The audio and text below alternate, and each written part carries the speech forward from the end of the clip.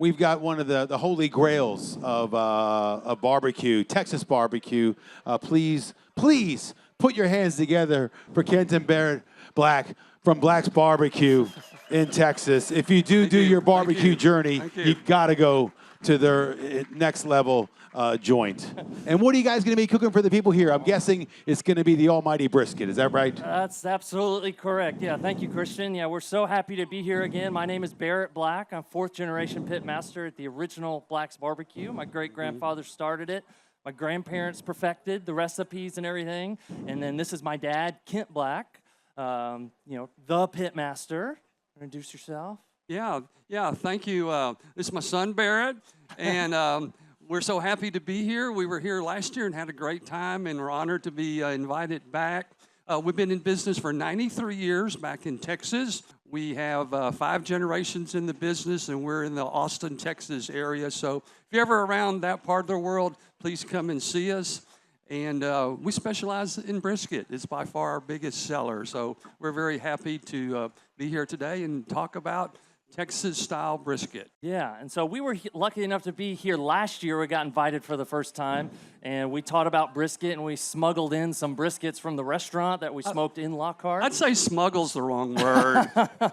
Well, I mean, the customs, they never open the bag. They never open the bag. We were good. Like, if they wanted it, they would get it. But and a lot of people ask, like, well, that's great and all, that tastes amazing, but how do I do that at my own home? Like, this is interesting, but I want to know, how do I do it myself? And so over the last year, that question has been going through my mind over and over and over again. And so that's what this smoker is right here. It's not just a smoke machine like Oasis is going to have later tonight to make us look good. This is the smoker that the brisket that you're going to taste later, if you're lucky enough. There's a lot of you. It was smoked on this yesterday for about 6-8 hours. And we started with an Irish brisket, which I have right here.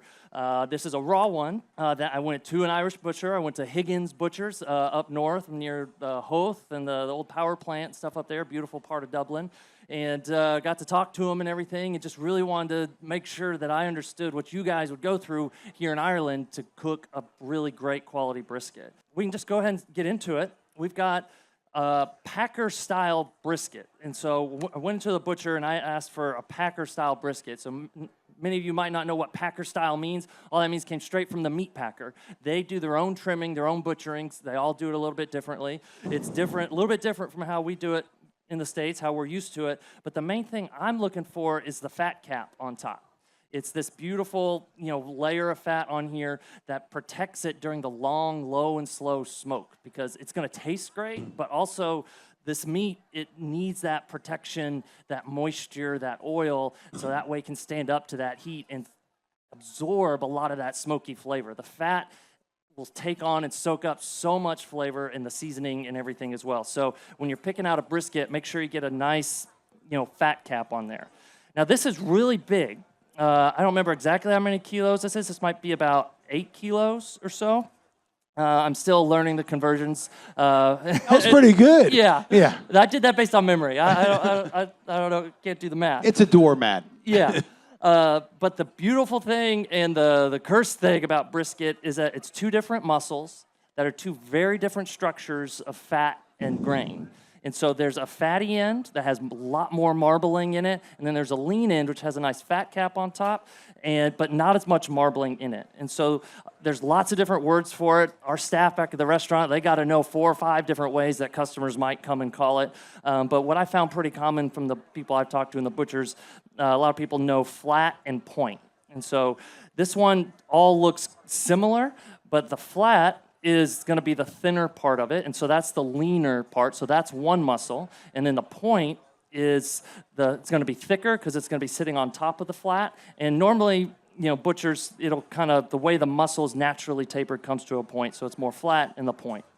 So this one that I cooked here, I only ordered the point, and so the butcher was kind enough, I think they do it for anybody. I'm not used to going to butchers here, of course, but he just asked, how many kilos do you want? And I said, well, I think I want the fatty end because I'm going to be smoking it low and slow. And so he cut it in half. So I'll show you about what he did and what I was looking for. He flipped it over. This is what we call the bottom of it. And this is a big pocket of fat that's on every single brisket, or should be. This is, I call it the sternum fat. Some people call it the decal fat. That's a big pocket of fat we're going to trim out, and we use it actually during the cook. And so when I was at the butcher, what I asked him to do was to cut it about in half, but kind of use this as a marker right here. So I can't see the screens, but hopefully I know the AV guys are great. But I asked the butcher to cut about right here, and so that's what we cooked down here. And so, real quick, I know a lot of people in the UK and in Ireland, they want to cook brisket, and a lot of the butchers don't really. They give you like just the flat rolled. Yeah. And then that's not how you're going to do Texas brisket. Like these gentlemen were saying, you want the point, you want the flat, you want the whole packer because you need that fat. And I know in America, a lot of the cattle is grain fed, so you're going to have that level of fat that kind of allows you to do that slow and low cooking. Over here, it's grass fed, but there is a bit of grain to keep them going through the winter. But just doing the flat, the way these guys are smoking, it won't work. Yeah. You need and I think that's a great way of doing brisket. Is just getting this bit. It's kind of goof-proofing your food, really. Exactly. You're buying insurance. When there's more fat, there's more marbling. You're buying insurance, and so there's different grades of beef. But Irish beef, I know has come a very long way. There's a lot of great breeders out there, ranchers and everything. And this was he told me it's a black Angus, which is what we're used to back there, but all raised in Ireland. And this has got a lot of great marbling in it. So that's really what you're looking for. That's where the flavor comes from, is these flakes of fat in the meat. The fat on top is great as well, but it's really those flakes of fat. So there's enough fat in there, so you guys are happy. Yes, and these particular ones, yeah. Higgins is a great butcher. They only source the best and everything. So and that DJ, came out really well. We like to say that fat is your friend. And so you want to get that fat cap on there. Don't let that scare you off from the brisket. It's going to protect the lean meat, and because we're going to be cooking at a high temperature, and we're going to be cooking it for a long time, so that fat will break down, soak into your meat, and protect the lean meat. Yeah, and so. Yeah, this is the fatty end, the point, and so it does take a little extra trimming on your part. The butcher might do it for you sometimes, but I don't. I like to do it myself because everybody in this crowd, what do you say about everybody in Texas? Well, there's 30 million people in Texas, and I say there's 30 million barbecue experts, and everybody is correct. Everybody has a little different technique as to how they trim, season, and cook their brisket. So figure out how your pit works at home, and you can customize your trim to fit your pit. Right. And so this piece of sternum fat, what I'd like to do is we trim it off because it's a little bit thicker kind of fat. It doesn't, get nice and buttery soft and everything like the other fat on the brisket. It's just a different consistency. So we always trim that off. But when I'm cooking this at home, I save it, and I'll make a little foil boat for it, and I'll put that on the grill right next to the smoker. And so what that's going to do is that's going to render, and that's going to melt, and we're going to have a little pool of fat that then after it's cooked and we're ready to slice it, if you need that extra moisture, then you've got some beef tallow right there for you, so you're not wasting or throwing away. Or you can render it down for many, many other things. So trimming it is not a total waste. It's not something that all goes, down the drain, down the tube. So the other thing to think about, this, like we mentioned, this thing's going to smoke for at least 6-8 hours, depending on how big it is. And so we've got to trim up these corners, and I like to think about making it a nice, smooth river rock consistency. As you don't want any of these sharp corners. So I cut this in half. You can say river rock? River rock. I love that. Yeah, it's the nice. The power of the water just kind of smooths out the rocks. Exactly. So you want the heat and the smoke and everything just to go around it nice and smoothly. That's beautiful. And so if we left this corner on here, my grandfather had to learn the hard way, back many, many decades ago when he was one of the first people in Texas to start cooking brisket. But he learned that, if I don't trim it, parts of it get wasted because it gets burned off. And so I might as well go ahead and trim it and find a use for those trimmings. And so what he started and what we still do today is we'll trim our briskets to a certain shape and size so they cook properly, they get delicious, and we don't waste any part of it. And then all the red meat trimmings go into our sausage. So we make a really great beef sausage back at home. You can also use it to, if you're grinding beef for a burger. You know, sausage, beef sausages, burgers, that fat is flavor. And you always kind of, if you're doing a burger, you want like minimal 20% fat. I like to go 25, 27, sometimes 30, because fat is flavor, like these gentlemen were saying. Yeah, and so what I'm doing right here is just kind of think about that river rock consistency and just trying to get rid of the sharp corners. You don't have to go too crazy on it. You can spend as much or as little time as you want on trimming a brisket. You can spend hours doing it. If we have people in the crowd that want to ask questions while we're doing the demo, is that okay? Absolutely. Okay, I think we have a question right here. This gentleman on the far corner. What's your name, sir? Hi, my name is Ken from Cork, Ken? the real capital. The what capital? The real capital. The real cow. Bowl of milk, table, cork. what do you got for these guys? Brisket is a very American cut. I got into butchers and asked for brisket, and they look at me like as if, what are you talking about? When you talk to the butchers here, is there something that Irish butchers call it other than brisket? I went to Higgins Butchers up north, and he sells grills and charcoals and things, and so I think he had brisket labeled right there in the case for me. So I think it's just more finding the right butcher. I mean, if your butcher's not willing to help you find what you want or help you learn or explain it, I think you need to find another butcher if you can. Ask for a full packer will help. A lot of butchers just take off the point and they'll just give you the flat and they'll roll it. And when people get those, they go, hey, my brisket was dry. I'm like, of course it was. If you do get that, I just sear it and put it in a bath of beef stock and do pot roast. You know, there's really no point. So like these gentlemen got the full packer and now they're trimming it. You want the flat, you want the point. You need that marbling throughout the intermuscular fat, and you need that fat in between. Yes. And of course that fat cap that sits on the top. Right. And that's what these guys got. But it is having that relationship with your butcher or forming that relationship with your butcher. Yeah, or see if they're ordered in special for you. I'm still learning. I don't know. It's my second trip to Ireland, so I'm sorry. Okay, thank you. But even in the States, there's parts of the United States that don't readily sell briskets. It's more of a southern thing in the U.S., and especially a Texas thing. Parts of the Southwest, Mississippi, Alabama, Georgia, when they talk about barbecue, they spell barbecue P-O-R-K, pork, okay? In Texas, we spell barbecue B-E-E-F, beef. So these are, you can buy these in any grocery store in Texas, but maybe not all over the U.S. You can buy the full packers in grocery stores? Absolutely. Yeah. Wow. Oh, yeah. There we go, Cork. Sorry. Just come on down to Texas. You're welcome. Okay. You're welcome anytime. And so this gentleman here got himself a lovely Black's cap for the good question. Thank you, sir. You're a good man. Not many of us left. Is there another question? Yeah. Okay, go for it, sir. Hey, guys. I'm from the actual capital, Dublin. Oh. Smack talk.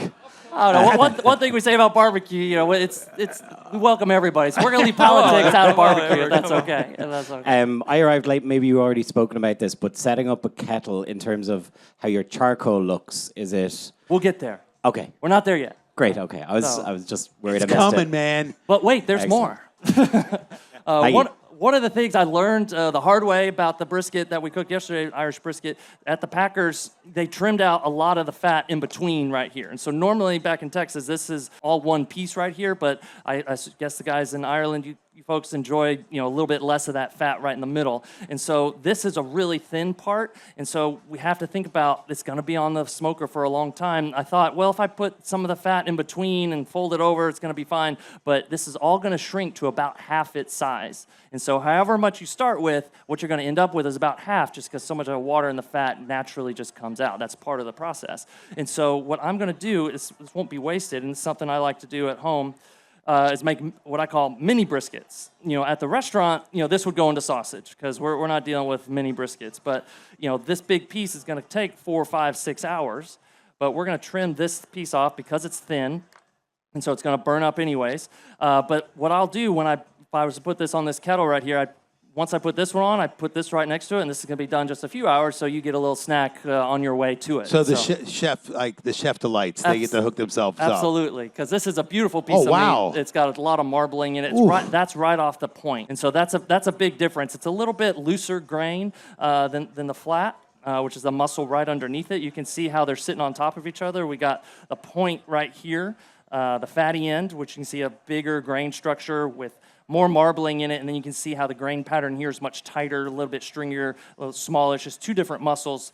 Both, are delicious on their own, but they cook very differently too. So that's a big part of the challenge of brisket. Now, I know you also slice against the grain when it comes to brisket, and sometimes it's hard to see. Can you show them how you would slice it? I think it's a bit easier to see when it's raw. Yeah, you can see how the grain of the meat, just follow the lines. You want to go against it. And, you do all this work, and we'll show you once we get to the cooked portion. We do have cooked brisket. If you slice it the wrong way, it's going to be a little bit more tough than you want to be. It'll still be fine, but it won't be as tender as it should be. And so we tell our staff all the time, it's like there's so many steps and there's so many things that can go wrong that the most important step is that last step right before it goes on the customer's plate, because it's sliced, and if it's not sliced correctly, it's not as tender as it could be. So all that manpower and work we did before kind of does go out the window, but that last little delight is slicing correctly. We'll go over that once we get that fully cooked version on there. So in Lockhart, back in Texas, it's only table salt and coarse black pepper. That's all, and smoke. That's the only things that we're seasoning it with.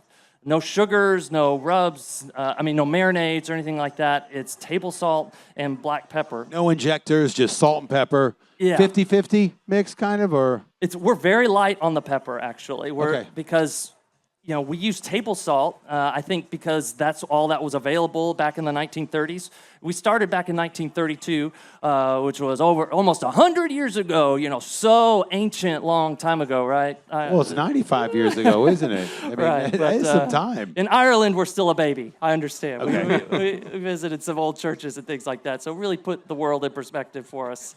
But 95 years being we're the oldest barbecue joint in Texas, still owned by the same family. And back in the 1930s, it was the Great Depression. My great-grandfather had some cattle. A buddy of his had a building, and they decided, the economy's terrible. People are hungry. People need work. We're going to, not take this line down. We're going to start a meat market, sell some meat, take care of our community, take care of our family, and we're going to slaughter cows and sell raw meat.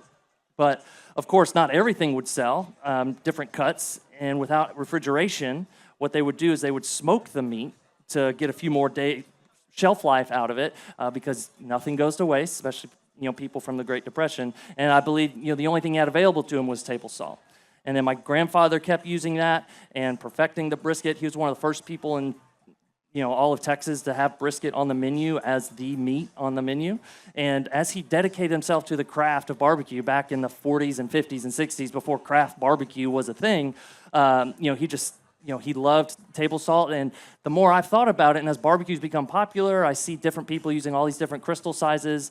Kosher salt is a size of salt back in Texas. It's all just different size of the salt crystal. I just keep coming back to this table salt because it's the small crystal. It dissolves super quickly, it sticks to the meat, and it penetrates deeply to not only season and flavor the meat from top to bottom, but also it tenderizes it a little bit. And then the more I've learned about it and kind of gone down the rabbit hole, it changes the proteins a little bit too, and allows the meat to hold on to its natural moisture a little bit as well. And so we want salt that's going to absorb down into the meat and make it the best possible meat. So I just kind of feel like, we're trying to get a nice bark on the wood, on the brisket for flavor and everything. So people who are putting rubs and things on it that look like it's got a bark on it before it's even hit the smoker, it's like, are you leaving any room for the smoke to do any work? The oxidation, the penetration of the smoke to do its thing, to give you that pink ring on that bark. Absolutely, absolutely. So, you got to be careful with the table salt. It is pretty concentrated, but I absolutely love it because of all the things I mentioned.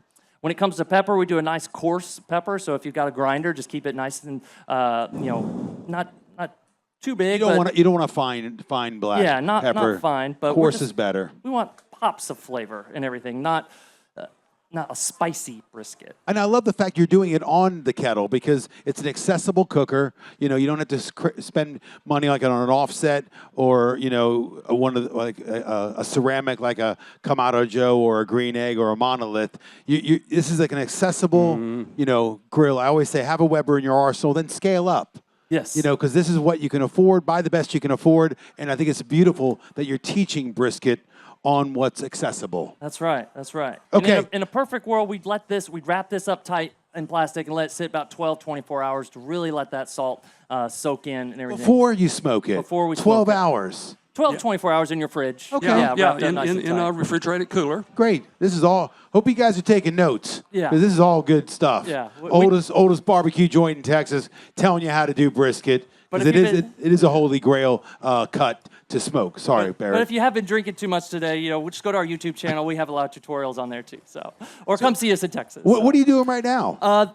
We're getting ready to set up the smoker, the kettle and everything. And so, my philosophy is any smoker anywhere. Like all these smokers right here, all these different grills, these are really fun. They're really great. But I'm always trying to search for what is the most I can do on the most basic thing? How can I get the most flavor out of the most basic thing that's most widely available? Because I want you guys to get out and cook, to feel like you can do this. We want you to come eat with us in Texas, of course, enjoy what we have, but I want you to enjoy it too and put your own spin on it. That's how Allie got started at La Barbecue and John Bates and everything, because they had great barbecue at other places inside. Like, I've got some ideas to do my own thing. So all you folks, can put your own spin on things too. So when it comes to the Weber kettle, this is actually my favorite thing to cook on at home because it's just so versatile. It gets you just the right amount of, live fire and just convenience and that kind of thing. And it heats up pretty quick. Like when you put your charcoal in there, you can do those steaks. Yes. It gets going. You don't have to wait. Exactly. You know? Exactly.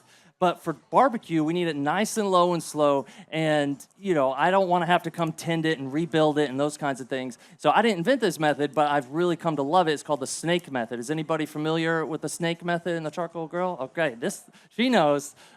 She showed me some pictures of what she's been doing this last year, so she's doing an excellent job. But basically what it is we're creating a ring of charcoal around the outside of the kettle. And so it's a circle of charcoal. We're stacking it up unlit first, and we're carefully, making about just right below the grates. You want to leave about an inch or so. I'll talk about this in a minute, to go in the circle, and you leave a gap at one point. And then when we're ready to light it, we'll get a chimney starter and we'll light maybe a couple handfuls or so of charcoal, get those nice and lit, and start it at the beginning of the snake, and then the snake starts to eat itself, working its way around, and it takes about 6 or so hours to work itself around. And so you get a nice, steady, even, low heat that you need for low and slow barbecue to, not have to fuss with it so much. And so that gives you heat. Charcoal doesn't give you a lot of flavor or smoke or bark. And so the way to get smoke, there's lots of ways to do it. You can use oak, you can use chunks. These are really great. Of course, we use oak back in Texas. I like oak or hickory for something like this. I haven't experimented with cherry or so much for brisket. And so we do post oak. You use what you got. Yeah, we've been open since 1932, so I'm not really allowed to change a whole lot. But So over here, you're going to be able to get a hold of ash, oak, maybe maple or sycamore, and then alder or birch. Those are kind of like the woods we have access to in the UK. You won't really find hickory, but you will find oak. Yes. And oak has the tannins in there. It'll give you that smoke flavor you want. And DJ, we believe the smoke is about 50 to 60% of the flavor of the meat. So that's the beauty about cooking barbecue. Whatever part of the country you're in, you use the local wood, and that's going to be your local flavor that you have. Well said. Well Yeah. said. And so if all you can find are these chunks of wood, these are great. So you take about 4 or 5 of these and just space them evenly around the snake. And so as that snake burns through it, you'd have these underneath the grate right on top of the charcoal. It's gonna light these just a little bit and put off that smoke and that flavor and everything and make it really, really great. But what I'd really like to do is get wood chips and make these little packets out of foil. So I take about a big handful of chips, put it in foil, wrap it up really tight, and then I poke just about 5 holes in it, and I just put that all around the outside. And you can see we got another packet just starting to light and put off its smoke. So that way, I like these better because they don't catch flame really as easily as these. These, if you keep the lid closed, these don't really catch on fire, but that's one of the key parts of it too. And so These are great techniques, man. These are awesome. And then when it comes to putting the raw brisket on, say the snake, it starts right here. I'm always going to have the meat as far away from it as possible. So set your timer for about 1 hour. Come check it about every 1 hour. Get your gloves and just kind of rotate it, your brisket a little bit. Just always keep it on the opposite side of where the heat's coming from. And then, when you put your lid on it, you want the fire and the vent to be opposite each other. So that way that heat comes up and drafts itself across the meat, deposits all that lovely flavor and smoke like, it is on me right now, and makes some great barbecue. Yeah, you want that smoke to cuddle the meat. Yeah. So it's all about drafting. These are great points. So I don't know how it is in Ireland, but a lot of people believe like, well, you can only get a great bark, you can only get great flavor from a offset smoker, one of these big guys, or it's got to be something fancy or whatever. But if we can get some close-ups of this guy, this was cooked on this grill, which belongs to this lady right here. She let me borrow it right here in Ireland. So an Irish Weber, an Irish brisket with Irish wood on a Weber kettle. We got this beautiful black bark. Now, this is not burned. This is not char. This is particles of that wood, particles of that smoke. See, he doesn't even believe. He's got to get a picture to show his friends. You gotta love that bark, man. It's I'd beautiful. like for us to cut some samples. Oh, y'all here for food? Y'all here to eat? You guys hungry? I can't hear you. You guys hungry? Oh, man. Come on, Big Grill. I thought y'all were here for me. Okay, so you're gonna slice now. We're gonna slice it. We're gonna slice it and hook everybody up with it. Yeah, but let me talk about slice it just for a minute real quick. I know we're short on time, but you see this one was real similar. Here's where they cut out that big chunk of fat for me, and so this part got a little extra crispy right here just because I didn't cut it off. I wasn't prepared for that. So barbecue's a journey. Everybody makes mistakes. I've been doing this for almost 20 years full time with my family, and we're still learning over here in Texas. But you can really see the difference in the muscles. This fat seam separates the flat, the lean part from the fatty right here. You can separate them. I like to keep them whole. Just depends on what I'm doing. And when I'm at the restaurant, even there's to know which way the grain's going, I'll cheat a little bit and look at the bottom right here, and you can really see the grain on the bottom right there too. So I see the grains going this way, so I'm going to make sure I slice it that way because there's a left and a right brisket, so the grain's always going a different direction. So I'm going to go ahead and slice into this. This probably isn't the most beautiful slice, this first one, right on the edge, but you see we got a smoke ring, we got some juice, we got some fat. This is the first taste of it I've had, so I'm curious to try it myself. So Looks good. Yeah. So Can we get a round of applause for this brisket cooked on a Weber? Well done, Barrett and Kent. Magicians, alchemists with smoke and salt and next level. And if you want more Angus. than just salt and pepper flavor, I always suggest when you start cooking it, just start with the salt and pepper. But then if you want to add Italian or Asian or other different types of herbs and spices, as soon as it comes off the grill, that's when you add your herbs and your spices. That's where you can get the most bang for your buck for your flavors, because otherwise, everything's just going to get dusty, it's going to burn, it's going to be gritty, and you're just going to waste it and not get the flavor that you're looking for. So, this is going to be great on its own. We're going to taste the meat, we're going to taste the smoke, but if you're wanting to experiment and try something else, wait till the end, because that 6-8 hours or so, depending on how big your brisket, it's just going to burn those delicate, flavorful things up.